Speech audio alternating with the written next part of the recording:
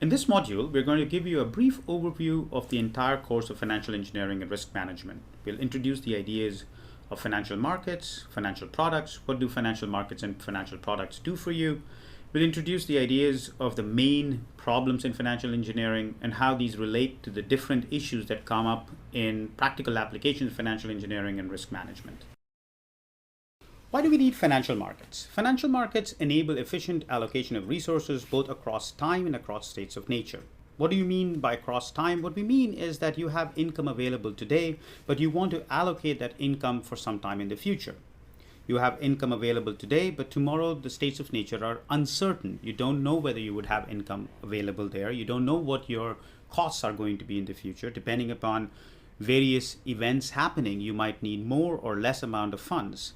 And financial markets allow you the possibility of taking funds that are available today, move them across time, and move them across to states of nature that are uncertain. A young worker with a high salary right now, what should she do?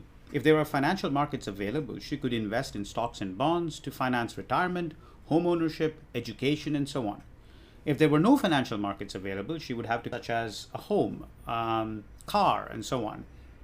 But she's not going to be able to move that later on in time to have them available when the states of nature are not good.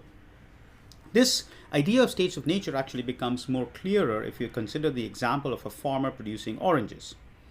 The farmer is producing oranges and she is open to the risk of the price of orange when her product gets ready and it goes into the market. If there were financial markets available, as they are right now, she could hedge the price of the oranges in the future using a futures markets. She could also buy weather-related derivatives and use these derivatives to protect against the possibility of her produce going bad as a result of a freeze and so on. If there were no financial markets available, she would be open to the vagaries of the spot market. She cannot hedge the price, nor can she hedge against the uncertainty of her produce not coming through because of some weather-related emergency. What do markets do? They essentially do three things. They gather information. Markets are a place where buyers and sellers come together. They take action based on their information. This information gets aggregated, and that aggregated information gets reflected in the price of the product. And in some sense, this information gathering is necessary in order for a fair price to be created. It aggregates liquidity. So there are many buyers and sellers for a particular product. If there was no market, the buyers and the sellers would have to go looking for a counterparty, looking for a person who wants to take the opposite position. With a market, all the buyers and sellers come together, the liquidity gets aggregated, and as a result, both the buyers and sellers get a better price. By gathering information and by gathering liquidity, markets introduce or promote efficiency and fairness. What about products? Financial products are created to satisfy needs. Products hedge risk. They also allow for speculation. Products allow one to raise funds for an operation, for example, by issuing shares in an IPO. They also allow you to fund liabilities.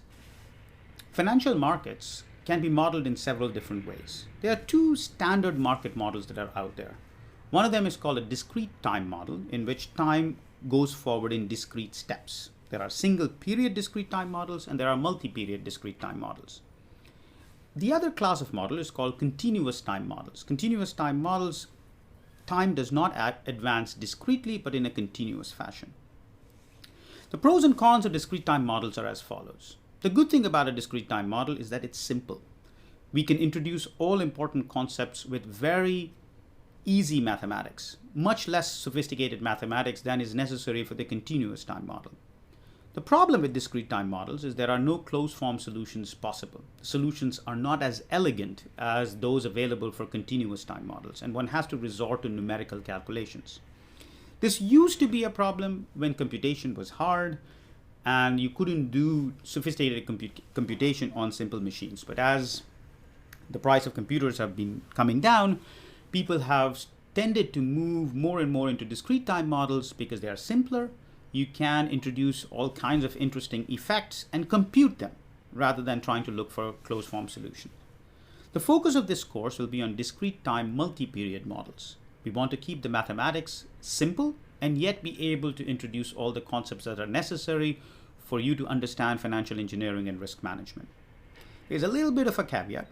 Very, very few continuous time concepts will be used. For example, the Black-Scholes formula, which comes from continuous time analysis, will be introduced because this is a very classic formula, and anyone graduating from a course on financial engineering and risk management ought to know this formula. Another topic that's of interest is what's the difference between financial economics and financial engineering. Financial economics is concerned with using equilibrium concepts to price something called primary assets. These are equities, bonds, interest rates, and so on. Financial engineering, on the other hand, assumes that the price of the primary assets, such that equities and interest rates, are given, and the focus of this field is on pricing derivatives on these primary assets using the no arbitrage condition. But this distinction between financial economics and financial engineering is by no means a complete separation. For example, the capital asset pricing model, which prices assets, is of interest to both financial engineering and financial economics.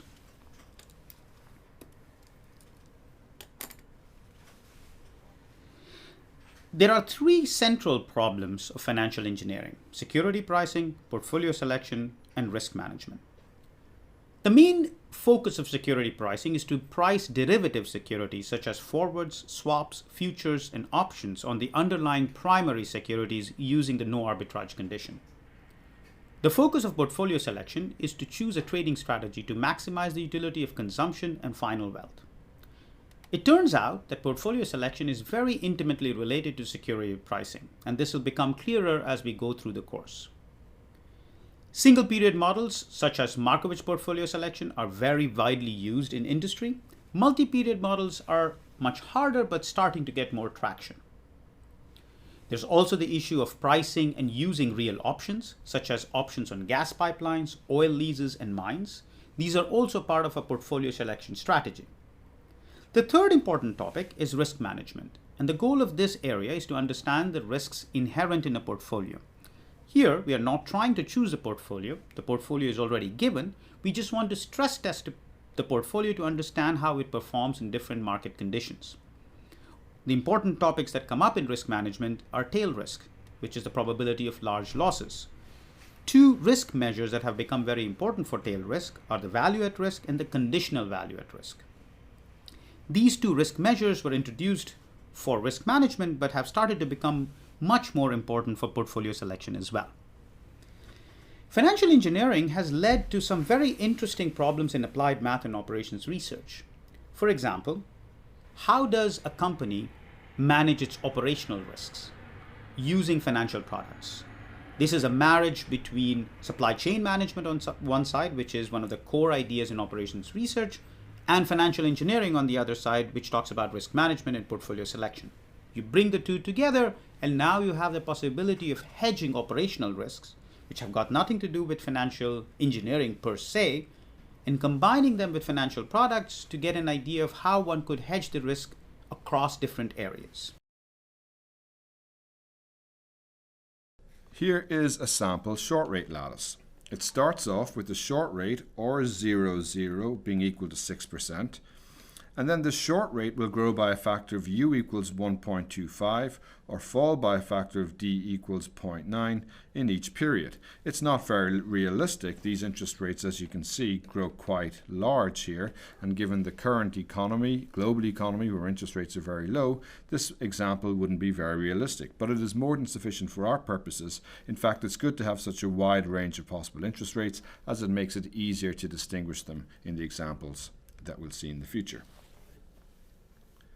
At this point, I should also mention that you should look at the spreadsheet that is associated with these modules.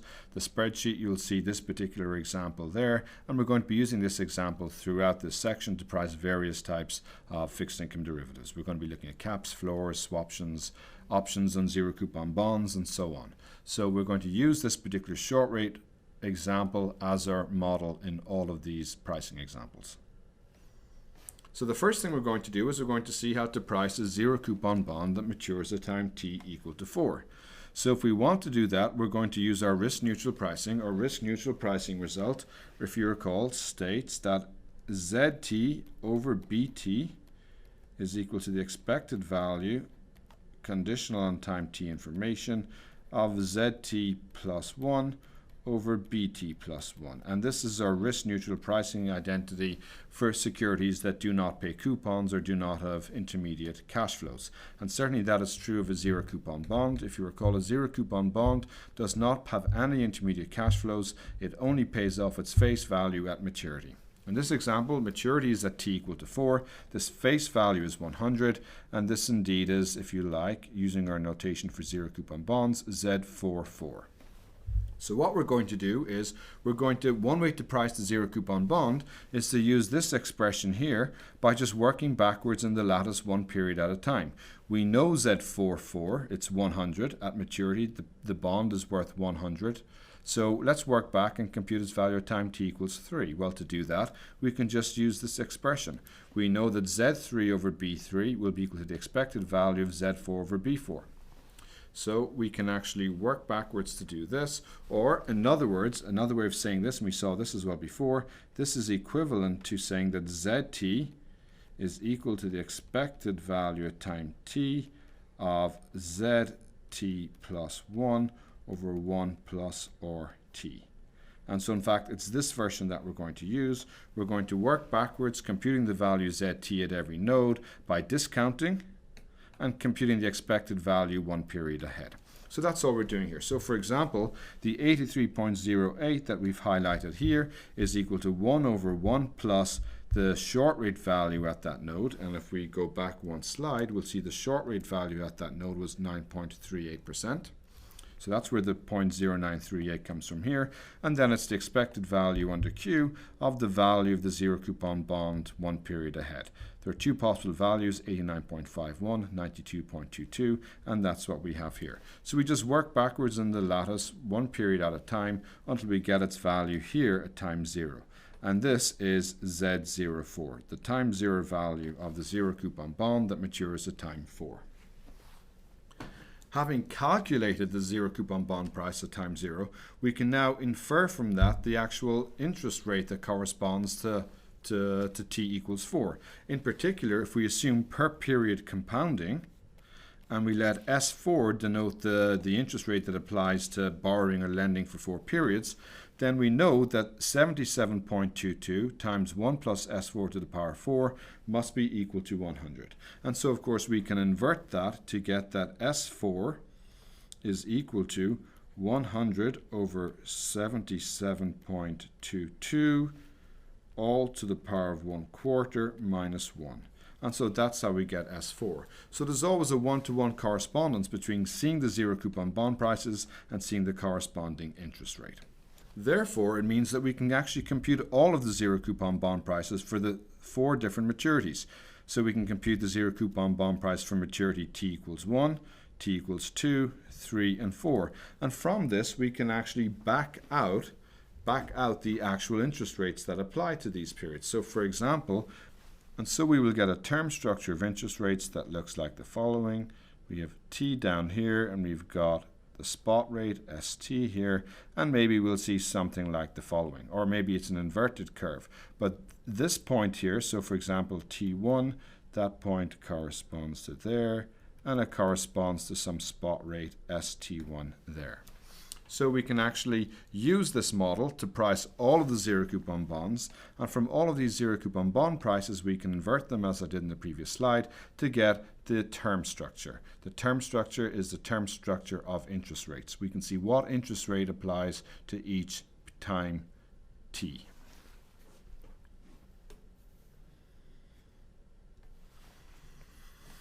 At time t equals 1, for example, we will then compute a new set of zero coupon bond prices and obtain a new term structure. So for example, at time t equals 0, we're down here. But at time t equals 1, maybe I'm up in this state of the world.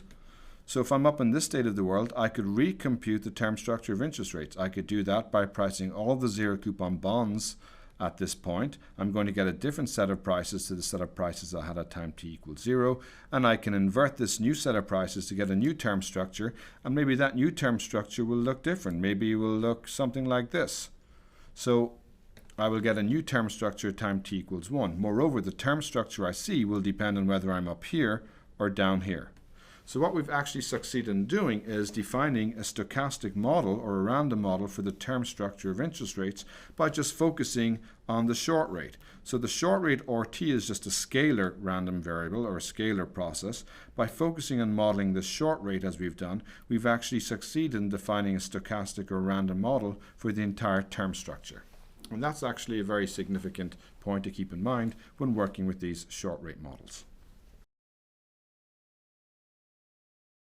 In the last module, we saw how to price zero coupon bonds. In this module, we're now going to go a step further and see how to price options on zero coupon bonds and options on bonds in general. We're going to discuss European and American call and put options on zero coupon bonds and see that we can price these securities by just using risk neutral pricing and working backwards in our binomial lattice model. So here is our sample short rate lattice again. We introduced this in the last module, and I mentioned that we're going to see this lattice throughout these examples. So just to remind ourselves, we start off with R00 equals 6%, and then the interest rate grows by a factor of 1.25, or it falls by a factor of 0.9 in each period. So this is our short rate lattice. Remember, the short rate is the risk-free interest rate that applies for borrowing or lending for the next period. What we're going to do is we're going to price an option on a zero coupon bond. The zero coupon bond we consider will be a zero coupon bond that matures at time t equals 4, and we actually considered this bond as well in the last module. So in the last module we saw how to price this zero coupon bond. If we recall, the way we priced it was we said that at any time t, ZT was equal to the expected value using the risk neutral probabilities of ZT plus 1 over 1 plus RT. And this was our risk neutral pricing. So we started off at time t equals 4, where we know the value of the zero coupon bond at this period, Z subscript 4 superscript 4. It's equal to the maturity of the bond, so you get a face value of $100 back at that period. And then you just work backwards in the lattice using this expression here to compute the value in the previous period. So we start off here with 100, we come back here and we work backwards. And we said, for example, the value of 83.08 at this node is given to us by 1 over 1 plus the short rate that applied at this node, which was 9.38%, times the expected value of the zero coupon bond 1 period ahead. And 1 period ahead was either 89.51 or 92.22. So we work backwards and we get a price of 77.22, and that's equal to the zero coupon bond price at time 0 for maturity t equals 4. More generally, of course, we could have priced this bond as follows. We could have said, we know from our risk neutral pricing, we could have said Z0 over B0 equals the expected value at time 0 using the risk neutral probabilities of Z4 over B4.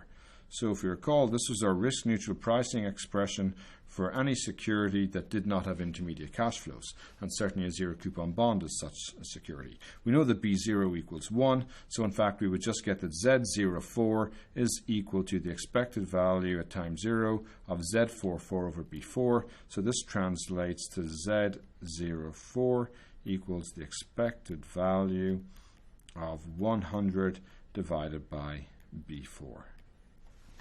And so we could have actually calculated the zero coupon bond price at time 0 just using this expression and just doing one single calculation. So instead of working backwards period by period, we could have done it all in one step by evaluating this and figuring out the probabilities of the various values of B4 and summing these quantities appropriately weighted by those probabilities. So let's get to pricing a European call option on this zero coupon bond. The maturity, the expiration of the option will be t equals 2. We're going to assume a strike of $84, so therefore the option payoff will be the maximum of 0 and Z24 minus 84. This little dot here I've used just to denote the fact that actually this is a random variable. It will depend on what state we're in. So for example, the state at time 2 will either be 0, 1 or 2. So the underlying zero coupon bond matures at time t equals 4. So what we need to do is to figure out the value of this at time 2. Well, we've already done that on the previous slide. We know the option value at time t equals 2 is given to us by these numbers here. The strike is 84. So in that case, if the strike is 84, we would not exercise here, but we would exercise here and get $3.35, and we'd exercise here and get $6.64, and that's where these values come from here. So 0, 3.35, and 6.64 are the values of the option at expiration. So all we're going to do now is use our usual risk-neutral pricing. Risk-neutral pricing tells us how to evaluate this. So we can simply work backwards in the lattice one period at a time to get the initial value of the option. So for example, the 1.56 we see here is equal to 1 over 1 plus the interest rate that prevails at this node. That interest rate is given to us here at 7.5%. So we get 1 over 1 plus 0.075 times a half times 0 plus a half times 3.35, and that equals 1.56. And then after calculating that number and 4.74 down at this node, we go back to time t equals 0 and get the initial value of the option. We can see it's going to be 2.97. If we want to price an American option on the same zero coupon bond, we can do the exact same thing, the only difference being that at each node we stop to see whether or not it is optimal to early exercise at that node or not. So here's an example. This time the expiration is t equal to 3. It's going to be an American put option on the same zero coupon bond, and it has a strike of $88. So if we go back to the zero coupon bond price at t equals 3, well, these are the prices at t equals 3. Now you can see that $88 is actually less than all of these prices. So in fact at t equals 3, it would never be optimal to exercise because $88 is less, as I said, than all of these prices. So therefore, in fact, the payoff of the put option at maturity at t equals 3 is indeed 0. And that's why we have zeros all along here. So now we just work backwards in the lattice using our risk-neutral pricing as usual, but also checking in each period whether or not it is optimal to early exercise in that period. So for example, the 4.92 here is equal to the maximum of the value of exercising at that period, 88 minus 83.04. Where does that 83.04 come from? Well, that's the value of the zero coupon bond at that node at time 2. Here it is, 83.08. So that's the value we get if we exercise then. And then we also have to compare it to 1 over 1 plus 9.38%, the expected value under Q of the value of the option 1 period ahead. Well, the value of the option 1 period ahead, as we said, is 0. So therefore, at this point, the value of the option is 4.92. And in fact, we just work backwards doing that in every node. It turns out that in this example, it's optimal to early exercise everywhere. So it's not a very realistic example, but that's fine. We just want to see the mechanism of how the American put option works and how we can use risk-neutral pricing to price it. So here's the Excel spreadsheet. I hope you have this open with you when you're going through these video modules, because you can see how to price all of the securities that we will discuss in the spreadsheet. So up here we have the parameters of our binomial lattice model. It begins at 6%, the short rate does. It grows by a factor of u equals 1.25, or falls by a factor of d equals 0.9, and the risk neutral probabilities of 0.5 and 0.5.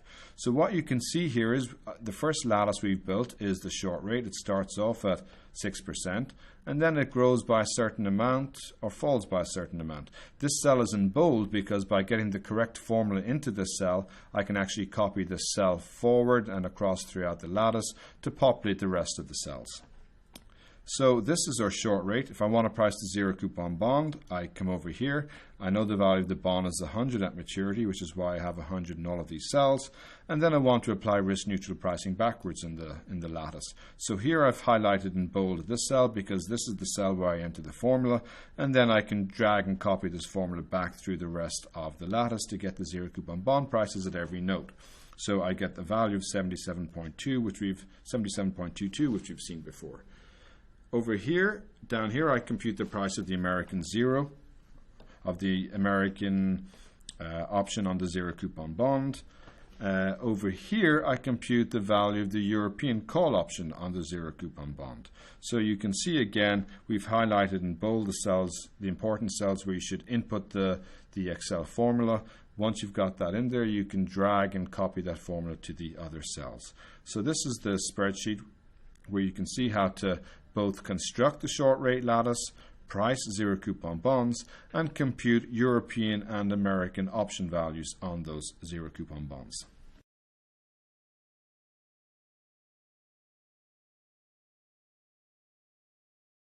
In this module, we're going to discuss how to price forwards on bonds. We saw when we were discussing the binomial model for equities how to price forwards in that case. Well, now we're going to extend that case to pricing forwards in bonds. In the next module, after this one, we'll discuss pricing on futures, and then we'll be able to see an example where forward prices do not equal to futures prices. So here is our familiar short rate lattice. We've seen this now a few times. Short rate begins at 6%, grows by a factor of 1.25 or falls by a factor of 0.9 in each period. This is the short rate that we're using for all of our pricing examples in these modules. So now we want to price a forward contract on a coupon bearing bond. We're going to assume delivery takes place at t equal to 4 and that the bond that's being delivered is a 2-year 10% coupon bearing bond. We assume delivery takes place just after a coupon has been paid.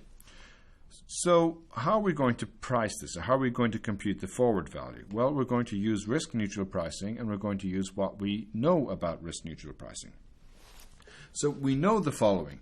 For a generic security, let's say it's got price S at time t, we know the following. We know that S0 over B0 is equal to E0 under Q of Sn over Bn, and this is risk neutral pricing for any security that does not pay coupons or have an intermediate cash flow between times 0 and n.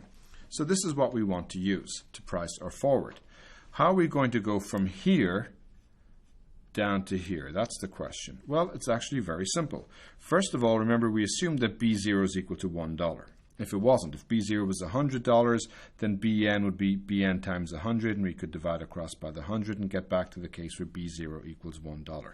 So there's no difficulty seeing that B0 equals $1, or assuming B0 equals $1. Sn, this is the value of the forward contract at time n. Well, what is the value of the forward contract at time n? Well, it's this quantity here. It's Z46 minus G0. This is the payoff of the forward contract. It's the underlying security, which we're calling Z46, minus the forward price, G0. So this is assuming that somebody is long the forward contract. They're buying the security, they're buying it for G0, and they're getting a security that's worth Z46. So this is our Sn. B4 is this quantity here. What about S0 over B0? Well, we know B0 is equal to 1. What is S0? Well, if you recall how our forward contract works, it works as follows. We choose the forward price G0 so that the initial value of the contract is 0. So actually S0 is going to be equal to 0, and so we get this expression here. And now the goal is to figure out what the value of G0 is that makes this true.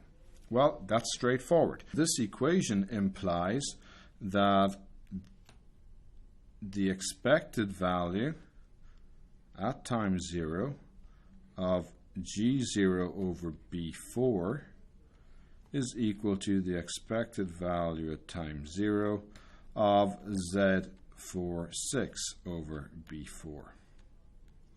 As a brief aside, I'll mention, I know I've mentioned this notation a couple of modules ago where I said we'll always use this notation to denote zero coupon bond prices, but here we're going to use it to denote an actual coupon bearing bond price. So we get this expression here, but G0 is a constant at time 0. I know its value at time 0, so I can take this outside the expectation, and I can then bring everything else over to the other side, and I get equation 10 here. So this is the forward price. G0 equals the expected value of Z46 over B4, all divided by the expected value of 1 over B4.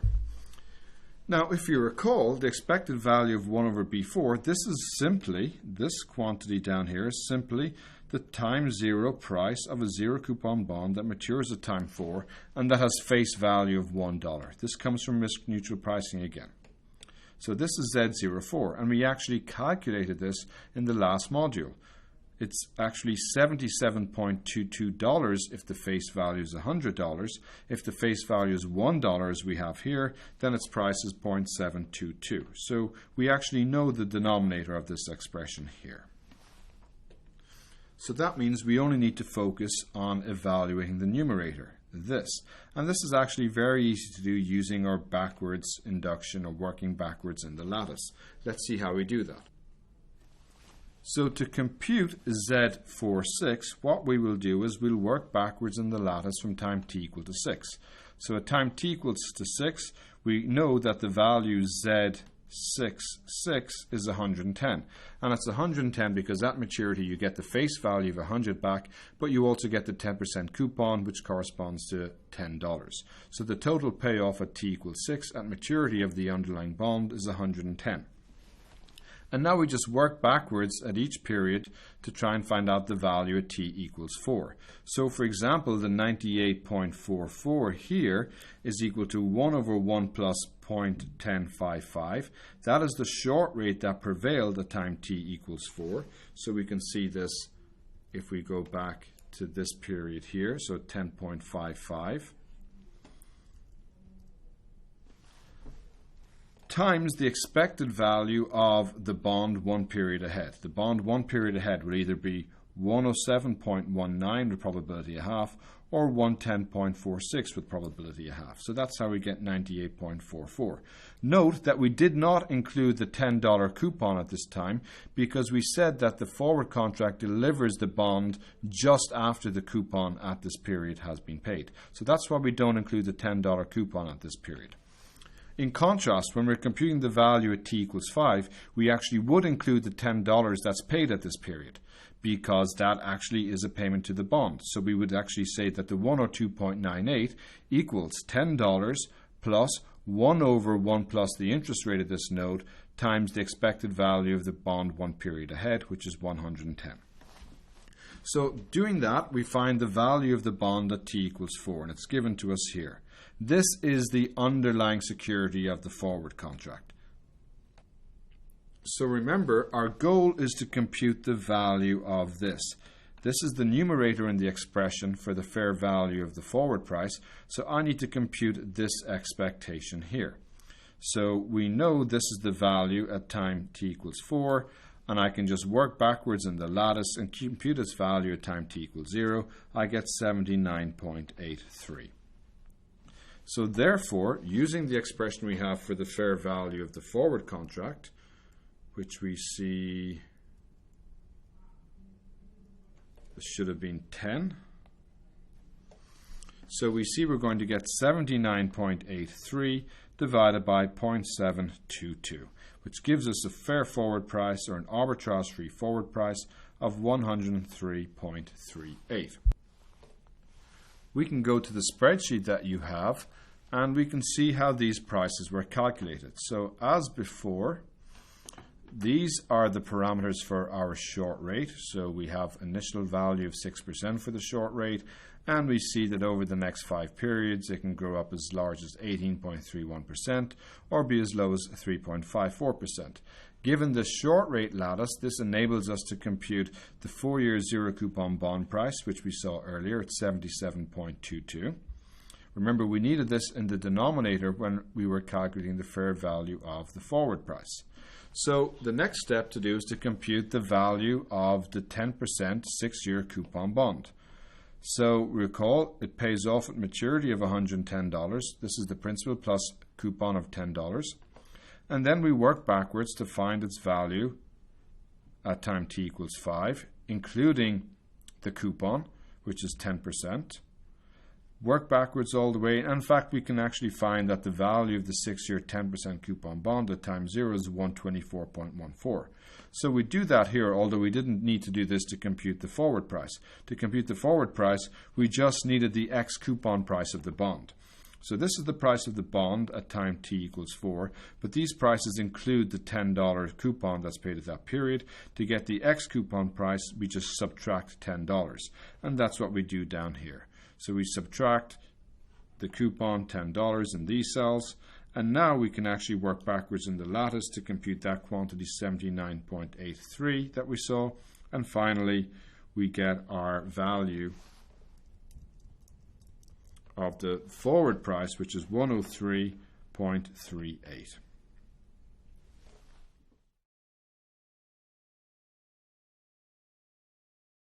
In the last module, we saw how to price forwards on bonds. In this module, we're going to see how to price futures in bonds. You might recall that the mechanism behind a forward contract is very different to the mechanism behind a futures contract. So we're going to see in this module how we actually get a different price when we price bond futures to the price that we get when we price bond forwards. We're now going to price futures contracts on bonds. In particular, we're going to price a futures contract on the same coupon-bearing bond that we considered in the last module. In that module, we priced a forward contract on a coupon-bearing bond. Here, we're going to price a futures contract on that same bond, and we're also going to compare the forward price with the futures price. In fact, this example is interesting because we will see that the forward price is not equal to the futures price. So we're going to have to remind ourselves first about how futures prices are constructed. So let Fk be the date k price of a futures contract that expires after n periods. Let Sk denote the time k price of the security underlying the futures contract. Then Fn must be equal to Sn. After all, at maturity, the futures price and the underlying price must coincide. So we want to compute the futures price at t equals n minus 1, and we can do this by recalling that any time we enter a futures contract, the initial value of the contract is 0. Now, what does that mean? Well, if you recall our risk-neutral pricing states that for any security, let's say security with price t, St over Bt is equal to the expected value at time t using the risk-neutral probabilities of St plus 1 over Bt plus 1. This is our familiar risk-neutral pricing for a security that does not pay dividends or coupons or any intermediate cash flow between times t and t plus 1. We're going to use this as follows. So we're going to actually take t equal to n minus 1, and we're going to take St to be the payoff of the futures contract, or the value of the futures contract. So we know St is equal to 0 because any time you enter into a futures contract you get 0. So therefore we get 0 here. And then St plus 1, well, the value of the futures contract at that point is going to be Fn minus 1. We could also actually interpret this using the more general form of risk-neutral pricing where we included a coupon plus the value of the security. The value of the security would then be 0 and the coupon would be this quantity here. So risk-neutral pricing gives this to us. What does that mean? Well, it means the following. It means that the expected value under Q at time n minus 1 of Fn over Bn, well, let's say Fn minus 1 over Bn, is equal to the expected value at time n minus 1 with respect to Q of Fn over Bn. Now, Fn minus 1 is known to us at time n. It's the futures price at time n minus 1, so that comes outside.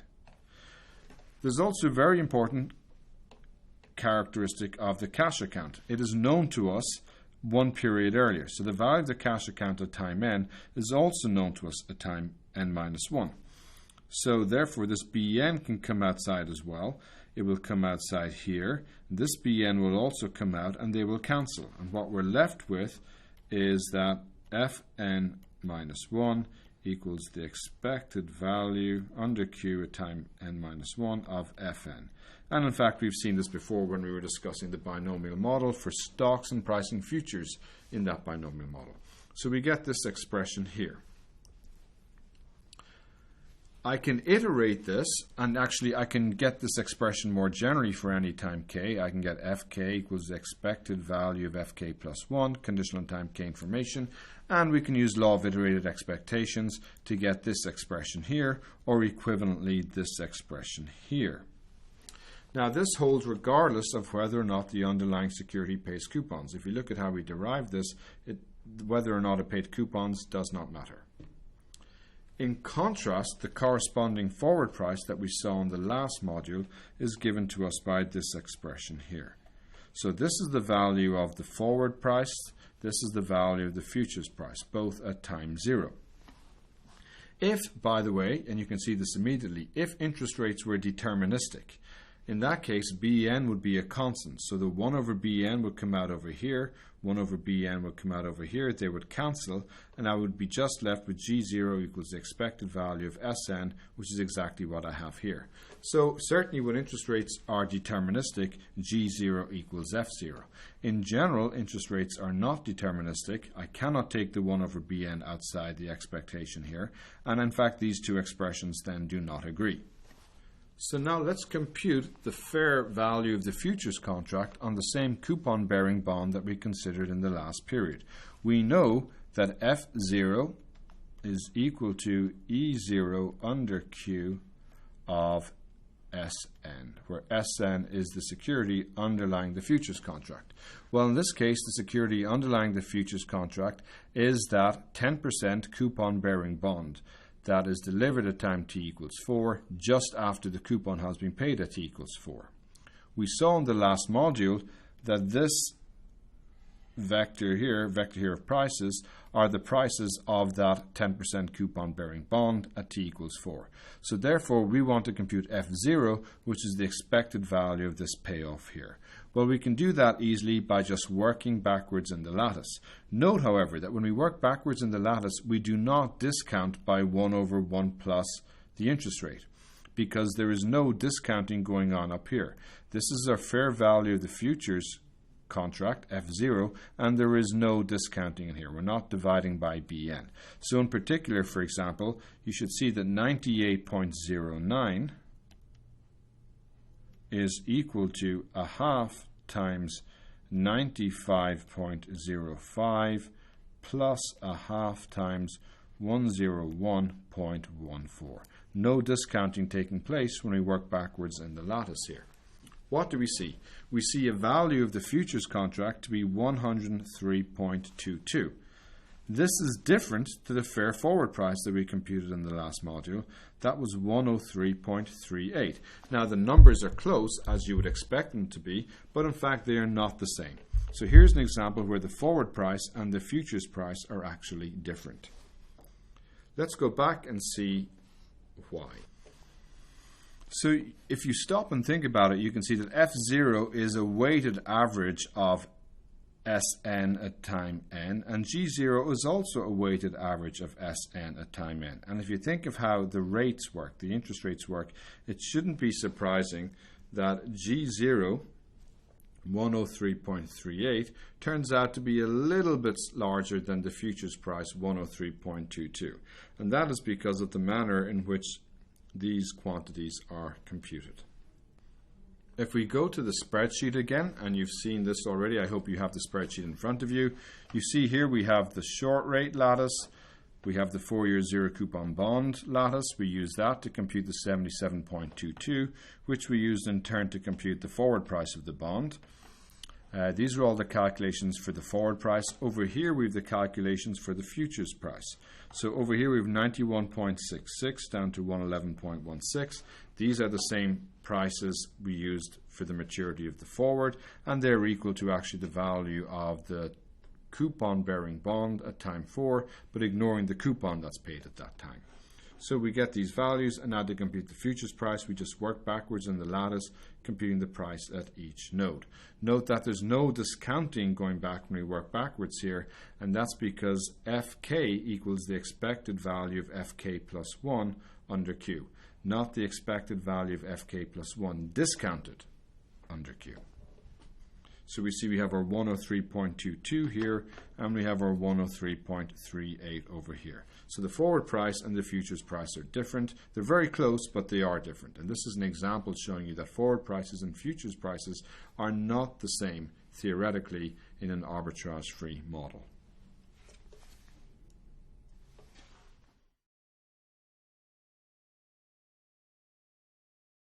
In this module, we're going to see how to price caplets and floorlets. In particular, we will focus on caplets, but floorlets are priced in the same way.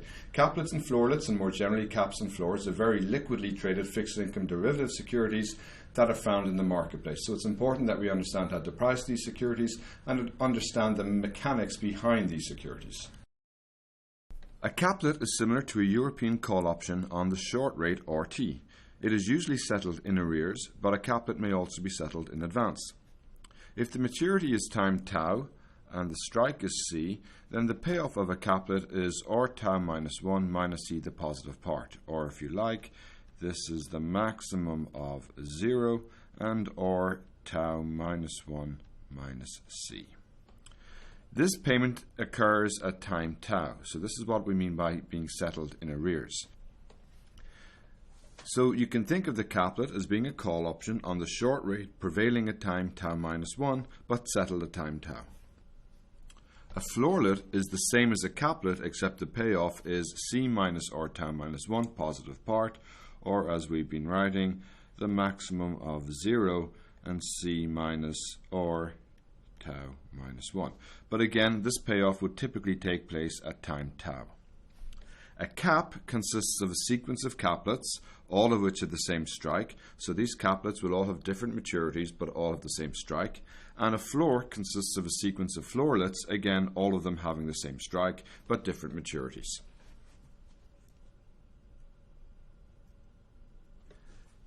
So here's our familiar short rate lattice. This is the lattice we've been working with throughout this section on fixed income derivative securities.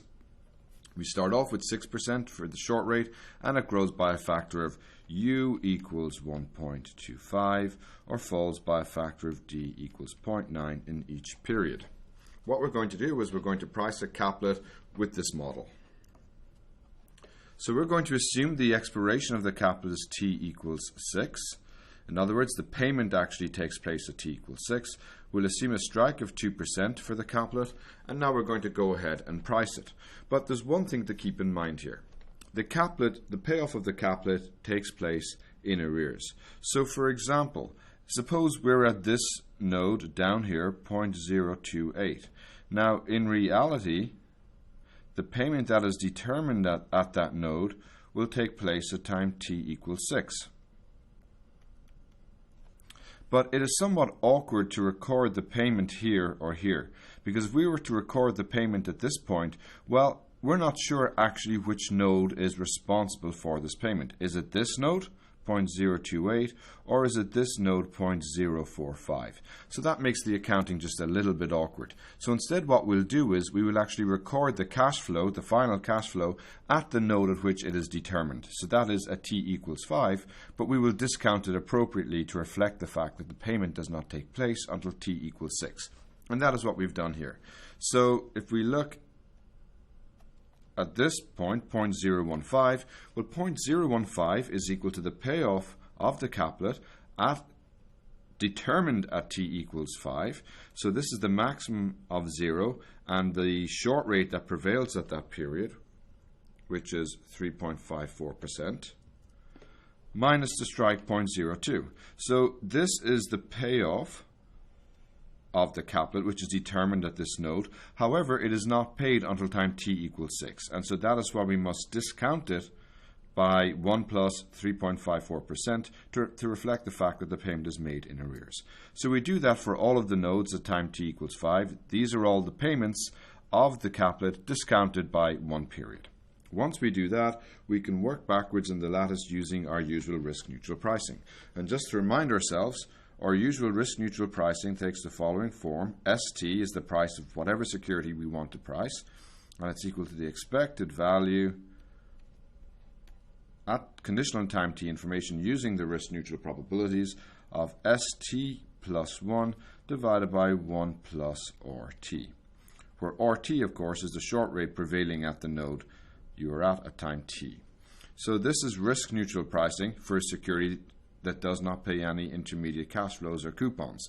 If the security did pay a coupon at time t plus 1 or some intermediate cash flow at time t plus 1, we would of course inject that cash flow into this point here.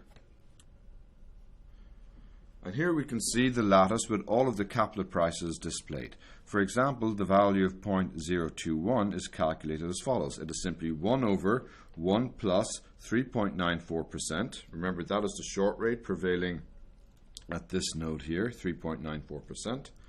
So we get simply 1 over 1 plus 3.94% times the expected value of the caplet 1 period ahead using the risk neutral probabilities, which are a half and a half. 1 period ahead, it's either worth 0.028, which we have here, or 0.015, which is what we have down here. So we get the value of the caplet at this node. So again, all we're doing is using what we had on the previous slide. We're using the fact that ST equals the expected value of ST plus 1 over 1 plus RT. So we start off at time t equals 5. At time t equals 5, that is where t plus 1 equals 5. We know the value of the caplet. It's this value, these values here. And we just work backwards 1 period at a time to get to time 0. And we see a caplet value of 0.042. Now, just to be clear, this is the value of the security that pays off R5 minus 2%, the maximum of this, and it's paid at time t equal to 6. Well, this 0.042 is how much this is worth, but in practice, of course, you mightn't actually buy just one of these. You might buy 1 million of these. So $1 million, that would be a notional of $1 million. The price of that would therefore be 0.042 times $1 million. So this value here is the value for a notional of $1. We're multiplying this payoff by, if you like, $1 here. In general, in practice, you would actually be buying many of these or selling many of these, and so you would need to multiply the price you obtain here by the notional of the caplet. And here we see our familiar spreadsheet that I hope you've opened in front of you while you go through these calculations. Here we have our parameters for our short rate lattice, or starting off at 6%, risk neutral probabilities of a half and a half, U equals 1.25, D equals 9. So here we have our familiar short rate lattice that we're using throughout these examples. Down here we see how to price the caplet. The 0.0149 is the payoff of the caplet at time as determined at time t equals 5. So that is the maximum of 0, and the short rate, which is G16, which is 3.5%, minus the strike 2%. But of course that payment does not take place until time t equals 6, so we have to discount by the 1 plus the short rate prevailing at that node, which is again in G16. So we compute the value of the caplet at time t equals 5, and then we just use risk neutral pricing to work backwards. And I've highlighted the cell here in bold because it is this cell which contains the formula, the risk neutral pricing formula for the value of the caplet at this cell. We can then copy and drag this cell formula throughout the lattice to determine the prices at every node.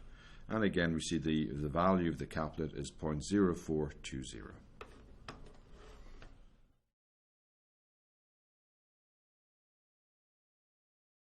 So here again is our familiar short rate lattice. We've seen it now many times, beginning at R equal to 6%, rising by a factor of U equals 1.25, or falling by a factor of D equals 0.9. What we want to do initially in this module is to price an interest rate swap with a fixed rate of 5% that expires at t equals to 6. The first payment will occur at t equal to 1, and the final payment will occur at t equal to 6. Now, the payment at each node will be the following. It will be plus or minus, depending on whether you're long or short the swap, of the short rate that prevails at that node minus k. But that payment is made in arrears at time t equals I plus 1. So again, like the caplet we saw in the last module, we're going to assume that the cash flows in our swap are paid in arrears, which is a typical situation that occurs in practice. And so just to give you an idea, so for example, up at this node here, 18.31%, well, the cash flow at this node will actually be 18.31% minus 5%. But actually, I should say that this is the cash flow that is determined at this node. The cash flow itself will not take place until 1 period later at time t equal to 6.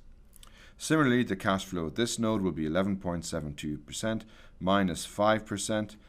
That is the cash flow determined at that node. It will be paid at time t equal to 4. And so all of the nodes here will have cash flows equal to these values minus 5% to be paid 1 period ahead. How do we price the swap? Well, let's go to that. So what we're going to do is to figure out again how much the swap is worth at the final node. Now the final node again is t equal to 6, but we don't want to record the final values at t equal to 6 because, for example, if we find ourselves at this node here, well, it won't be clear how we got here. Is the payoff at this node because we were at this prior node or we were at this prior node? And depending on which node we were at in the previous period, we'll get a different cash flow up here. So this is the exact same situation as we saw with the caplet in the previous module. It's actually much easier to record the cash flows at the nodes at which they occur, but discount them suitably to reflect the fact that they are paid in arrears or 1 period later. And that's what we're going to do here. So for example, this 0.0723 that we have highlighted up here, well, that is equal to the cash flow, or 55 minus K, divided by 1 plus or 55. So or 55 minus K is the payoff of the swap, but this swap takes place at time 6, so we have to discount it by the short rate that prevails at this node. And so we get this value, which is 0.0723 at time t equals 5 and at node 5. Or rather node 4.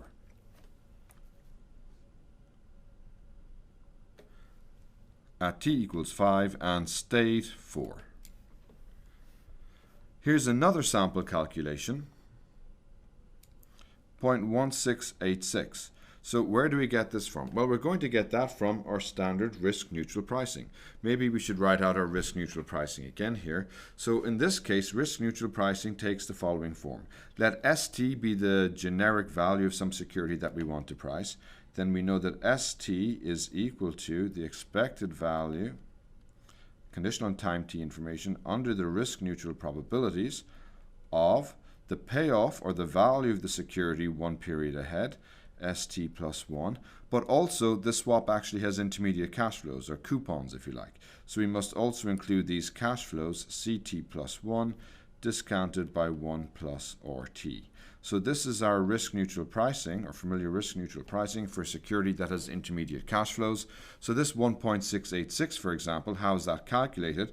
Well, it is as follows. It is 1 over the short rate that prevails at that node. So that short rate is 9.38%, and we can check that by going backwards.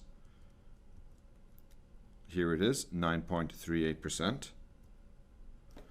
And we have the cash flow. So this is our CT plus 1. This is the payment that takes place 1 period ahead. It is the cash flow determined at this node, but it is paid 1 period ahead. And these terms here give us the possible values of ST plus 1. So either 0.1793 if we go up, or 0.1021 if we go down. So this is just risk-neutral pricing. We work backwards in the lattice until we get to time t equals 0. That gives us the initial arbitrage-free value of the swap, and we find it's 0.0990. And again, to keep in mind here, this is the fair value of the swap for a notional of $1. Right? We're multiplying each of these payoffs, these cash flows, by $1. In practice, maybe you'd have $100,000 or $1 million, and so you should be multiplying this value then by that notional of $1 million or $100,000. Now let's consider how to price swaptions. Swaptions, like swaps, are very liquid securities. They're traded all the time, used by many market participants to both hedge interest rate risk as well as speculate on interest rate risk.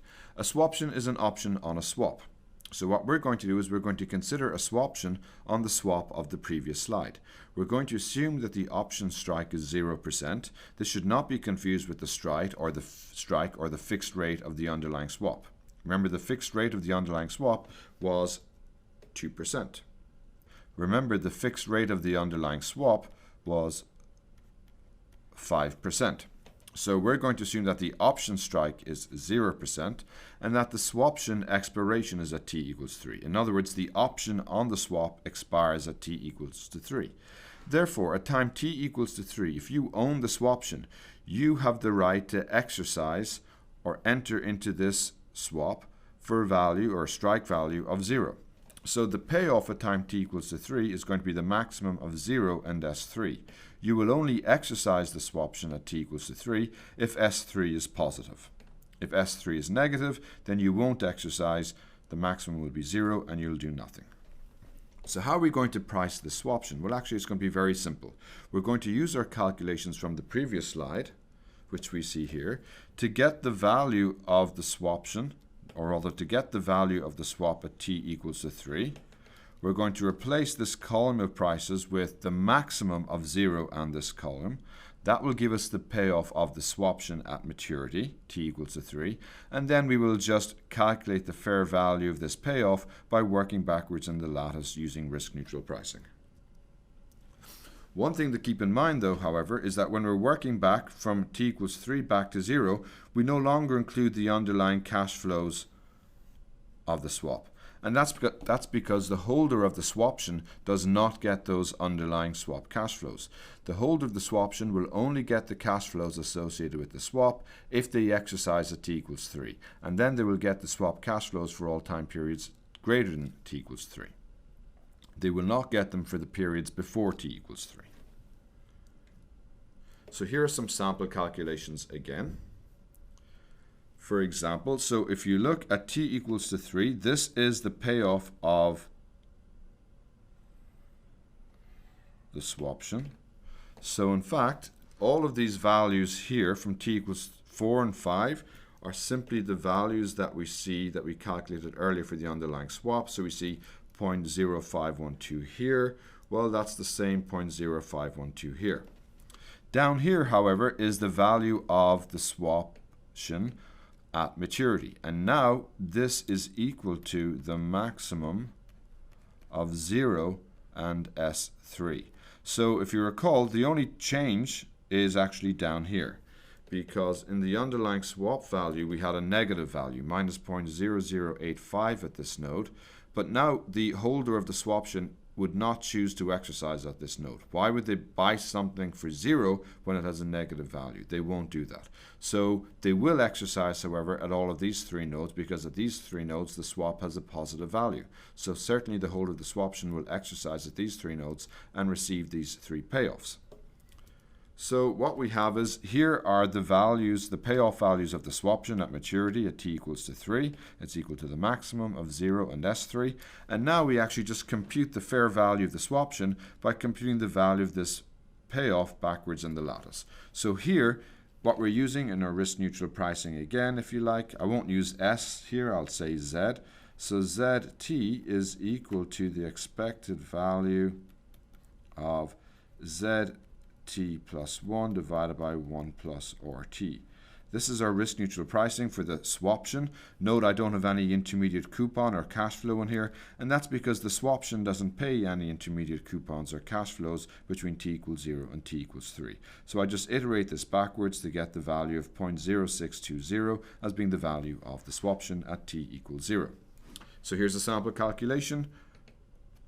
0.0908. Well, 0.0908 is just 1 over 1 plus R1. R1 is going to be 7.5% of this node times the expected value of the swaption 1 period ahead.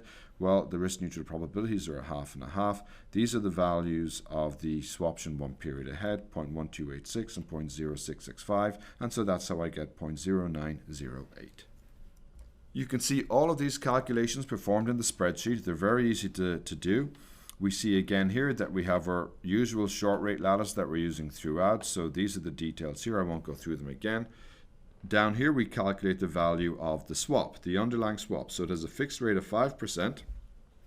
Here we see the payoffs of the swap at time t equals to 5. In fact, these are the values of the swap, because remember the payoffs occur at time t equals to 6, but we discount them back 1 period to reflect that the swap cash flows occur in arrears. So we do that at time t equals 5. We now work backwards in the lattice using risk-neutral pricing. So for example, down here, we see that the value of the swap at this node is the payoff that's determined at that point. So that's the cash flow identified up here, plus the expected value of the swap 1 period ahead. And that's given to us by these terms here. And of course I have to discount both of these quantities, the cash flow because it's in arrears and the value of the swap 1 period ahead, by 1 plus the short rate at that node. And that's how I get this expression here. It's in bold again because you can actually just enter the formula into this cell and then drag this formula throughout the rest of the lattice to compute the prices of the swap at every node. We find an initial swap value of 0.0990. To compute the fair value of the swaption, well, all we do is we just repeat really what we did for the swap. We just calculate the value of the swaption at maturity, so we see it down here. In this case, it's the maximum of the swap value, which is given to us here, and 0. So that's how we get these values down here, and now we just use risk neutral pricing to work backwards in the lattice. Note that at any cell in this lattice we don't have any intermediate cash flow, or we don't have the cash flow associated with the swap at that time, and that's because the holder of the swaption does not get any of those cash flows or pay any of those cash flows until such time as they exercise the swaption. And so we just work backwards and find an initial value of 0.0620. So let's get started. We're going to let P subscript I comma j superscript e denote the time zero price of a security that pays $1 at time I in state j and 0 at every other time and state. Such a security is called an elementary security. Actually, it is sometimes also referred to as an arrow de Breu security for those of you who have some background in economics. This type of security actually has a very important role to play in financial economics. So such a security is called an elementary security, and we call P subscript I comma j superscript e its state price. We can actually see that these elementary security prices satisfy the forward equations. So these are the forward equations. We'll explain where they come from in a moment. We note that P00 superscript e equals 1. Why is this? Well, this is the time 0, state 0. Why is this? Well, this quantity here is the time 0 value of $1 that is paid at time 0 and state 0, i.e. today. So $1 today is equal to $1 today. So certainly this is true. So starting with this value, we can actually work forward in time to compute the values of the Pij's at every node. For example, suppose this is our binomial lattice.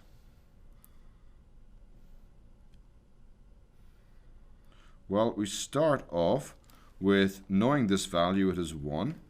And now we can use the forward equations to get the values at these t nodes. So this value here, 1, is equal to P00. I'll ignore the superscript e just to avoid cluttering the slide. This value we want here is P10, and the value we want up here is P11. Well, if you look at these, we can see how to get them. So we can get P10 from this equation, and we can get P11 from this equation. In this case, we would take k equal to 0. And in this case, we would take k equal to 0, and that's how, we would take, yes, k equal to 0, and that is how we can calculate the state prices at time 1. Given that we now know these three state prices, we can go forward to calculate P21, or rather P20, P21, P22, again using these two equations for the P22 and P20, and we can use this equation here for P21. So actually this is why they're called the forward equations. We start off with P00 equal to 1, and we actually use these equations to work forwards in the binomial lattice to calculate the state prices for every node. So where do these forward equations come from? We're going to answer that question on this slide and hopefully make clear where these equations come from. So for example, let's consider this elementary security. This is the elementary security that pays $1 at time t equals 3 and state 2 and 0 everywhere else. So by definition, the value of this security is P3, 2. However, we can also compute the value of the security another way. We can just treat this as a regular security and use risk-neutral pricing to compute its value. So if we use risk-neutral pricing, we will work backwards in the lattice in the usual way to find its value. So let's do that. So if we work backwards, we can come back to this node. This is node R22 up here. Well, the value at node R22 is going to be 1 over 1 plus R22 times the expected value of the security 1 period ahead. Well, 1 period ahead, the value of the security is either 0 or it's 1, and so we get this quantity here, which simplifies down to this expression here. So this is the value of this elementary security at time t equals 2 and state 2. Its value at node n20 is clearly 0 because at time t equals 2 and state 0, you'll only get 0 in the two successive states, so its expected discounted value must be 0. So therefore we have this. Its node at n21, which is here, well, that is given to us by 1 over 1 plus R21 times the expected value of the security 1 period ahead, and that is 1 with probability a half and 0 with probability a half. And so we get this quantity over here. So what we've done is the following. We've come to this elementary security, which is worth 1 in this state and 0 everywhere else. We know by definition the value of this elementary security is P32. But by working backwards in the lattice, we've also computed its value at these three nodes. It's equal to this at R22. It is equal to this at R21. And it is equal to 0 at R20. So therefore, we can say that P32 over here must be equal to this quantity times the value of $1 at that node. Well, the value of $1 at that node is P22, plus this quantity times the value of $1 at this node, and $1 at that node is actually P21, plus $0 times the value of P20, which is the value of $1 at that node. So in fact, all we're doing here is linear pricing. We're actually breaking this security up into this many units of P22 plus this many units of P21 plus 0 units of P20. And so we get this equation here, and this is indeed, in this case, equation 13. So this is equation 13. So this is the argument that you get to show that the forward equations are true. It's easy to see that this holds in general for any node, any time k, state s. If we're at an extreme node at the bottom or at the top, well, there's only one predecessor node that's possible, and so we would only get one term in this equation, and that's why we would get either this equation here or this equation here. So these are the forward equations. We can calculate the state prices or the elementary prices by working forwards in time from t equal to 0. So let's go back to our familiar short rate lattice. This is the short rate lattice we're considering throughout these modules. We start off with R equal to 6%. It grows by a factor of U equals 1.25 or falls by a factor of D equals 0.9 in every period. So we're going to actually compute the forward prices in this particular model by starting with P00 equals $1 and working forwards to calculate the forward prices at all future nodes. And this is the lattice with the corresponding elementary prices or state prices. So the value at any node Nij is actually Pij, the value of the elementary security that pays $1 time I state j. So how do we get these values? Well, we know where the 1 comes from. We can work forwards using the forward equations to get these values. So for example, how do we get this value of 0.3079? Well, we're going to use the forward equation. So we're going to use this equation here. So we're going to use equation 13 to get that value. Equation 13 states that the value of the elementary security that pays $1 at this node only is equal to the elementary security in the previous period and state s minus 1 divided by twice 1 plus RKS minus 1 plus the elementary security, the value of the elementary security that pays $1, So how do we get this 0.3079? Well, we know from the calculation we just did in the previous slide that 0.3079 is going to be equal to 0.2194 divided by twice 1 plus the short rate prevailing at this node plus 0.4432 divided by twice 1 plus the short rate prevailing at that node. So this is just the same calculation that we did in the previous slide.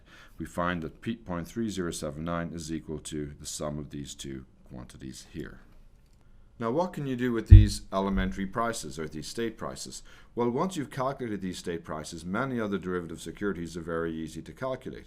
For example, suppose we want to compute Z04, the price of the zero coupon bond. So this is the zero coupon bond, its value at time 0, maturity 4.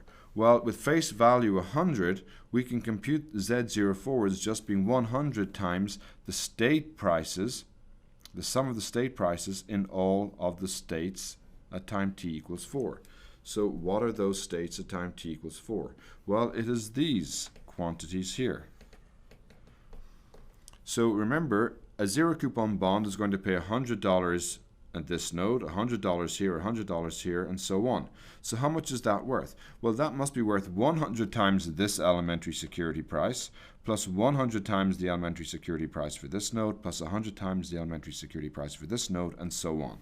Again, that is just linear pricing in action, and so that's how we get Z04 equals 100 times the sum of these elementary security prices, 0.0449 and so on, and actually that sums to 77.22, which we have seen before. We saw this in one of the first modules in this section where we computed zero coupon bond prices by working backwards in the lattice. Well, we've done it in a different manner here. We've done it here by first calculating the forward prices by working forwards in time and iterating those forward equations, and then given all of the elementary prices, it was absolutely trivial to compute the price of a zero coupon bond. It was simply the face value times the sum of all the elementary prices at that time. We can also calculate other security prices using these elementary prices. So here's another example. Consider a forward starting swap that begins at t equals 1 and ends at t equals to 3. The notional principal is $1 million. The fixed rate in the swap is 7%, and the payments are received at time t equals I for I equals 2 and 3. So this is where the forward feature kicks in. If it was a regular swap, you would get a payment at time t equals 1. Here we're assuming that you only get a payment at time t equals 2 and time t equals 3. And that payment is based as usual on the fixed rate minus the floating rate that prevailed at time t equals I minus 1. So the first payment is at t equals 2, because payments are made in arrears. So the question is, what is the value V0 of this forward swap today at time t equal to 0? Well, how can we calculate that? Well, actually, it's very straightforward. So what we have here are the actual cash flows for the swap. There are actually 5 cash flows, and in fact, we can go back. There are actually 5 cash flows, and we can go back to see these cash flows by looking at the short rate lattice. So these cash flows are based on these short rates. They occur in arrears, so we should be seeing the cash flows of 7.5 minus the strike, 5.4 minus the strike, and so on. So we should be seeing these cash flows of 7.5 minus the fixed rate of 7.7%, 5.4 minus 7%, 9.38 minus 7%, and so on. These are the cash flows of the underlying swap. And so indeed, here they are. These are the fixed rate of 7% minus the floating rate, 9.38, 7.5, 5.4, 6.75, and 4.86%. So they're the cash flows of the swap. But remember, these cash flows are paid in arrears, one payment ahead. So what we do is we take these cash flows and discount them by the appropriate short rate. So it's 9.38%, the same value as in here, 7.5%, same value as here, and so on. So now we've got the value of the cash flows at each of the nodes at which these cash flows are determined. Given that we know the elementary security prices for those nodes, it is just a simple matter of multiplying these values by the corresponding elementary security prices. And that is exactly what we have done here. So we see we get a value of $5,800 for a notional principal of $1 million. So again, we could have priced this forward starting swap if we liked by working backwards in the lattice using risk neutral pricing. Well, instead we've done something differently. We're still using risk neutral pricing, of course, because that's where the forward equations come from. But what we've done instead is we've determined the elementary security prices via the forward equations and then used those elementary security prices to compute the fair value or the arbitrage-free value of the cash flows associated with this forward starting swap. All of these calculations, or certainly the calculations for the elementary security price, are available to us in the spreadsheet. So we have our short rate lattice. You can see how we actually calculate the elementary prices. We start off with a value of 1. And then we just iterate the forward equations. So we get 0.4717, 0.4717 in these two nodes at time t equals 1. And we can actually iterate forward the forward equations. We're using if statements in here to make sure that we're actually using the correct version of the forward equations. There were 3 different versions that we saw. We need to make sure that we're using the correct one. And so that's how we do that. We just copy and drag these formulas through the lattice and obtain the elementary prices at each node or each cell in the lattice. Given these, we can actually now compute all of the zero coupon bond prices.